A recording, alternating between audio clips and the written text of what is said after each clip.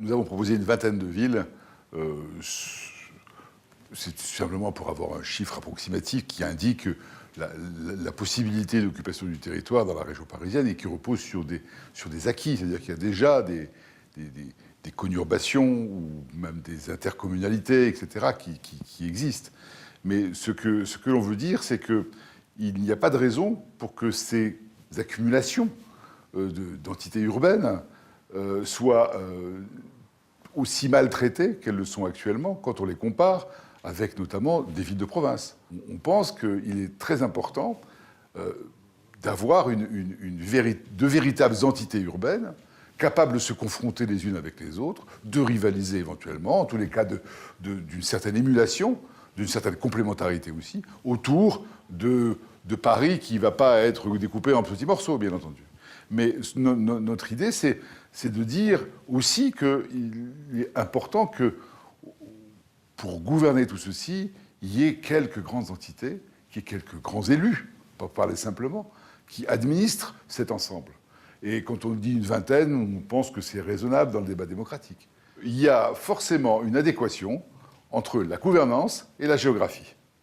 Alors, ce n'est pas la géographie qui va guider la gouvernance. Soyons bien clairs, quoi.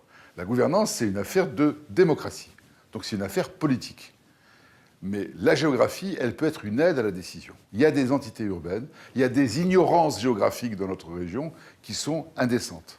Et on est toujours dans une relation incroyablement indifférente entre le cœur, qui est Paris, magnifique, qu'on ne conteste pas, un peu assoupi, mais qui peut se réveiller relativement facilement, et puis cette périphérie qui a toujours été déduite du centre. On s'est rendu compte qu'on pouvait agir sur le réchauffement climatique en amplifiant le phénomène de la forêt, mais surtout en amplifiant la biomasse. Ça veut dire qu'à la fois, on crée, grosso modo, un nouveau décor pour la vie des citadins, et en même temps, on fabrique les conditions d'une lutte contre le réchauffement climatique. Il faut bien sûr se réinterroger sur les matériaux, notamment sur les toitures, mais aussi sur la quantité de forêt.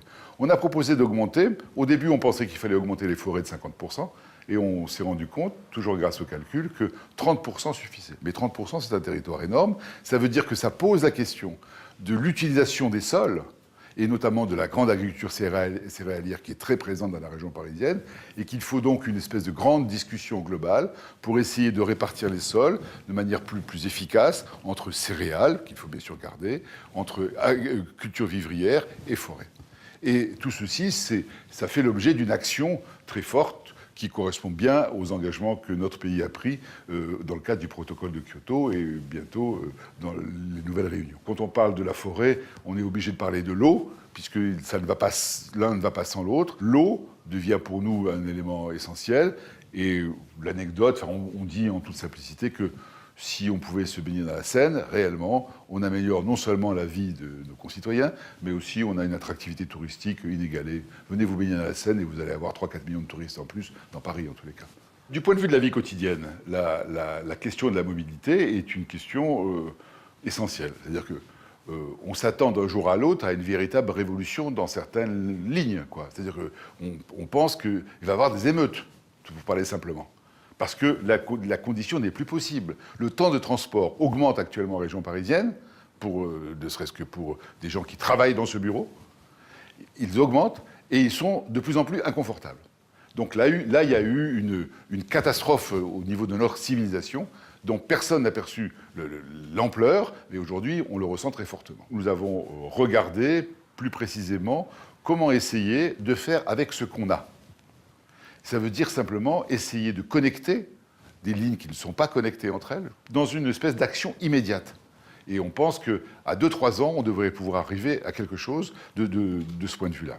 Mais on ne peut pas refuser d'améliorer la vie des gens au quotidien, tous les jours, maintenant, sous prétexte qu'on va faire dans 10, 15, 20, 30 ans un grand projet.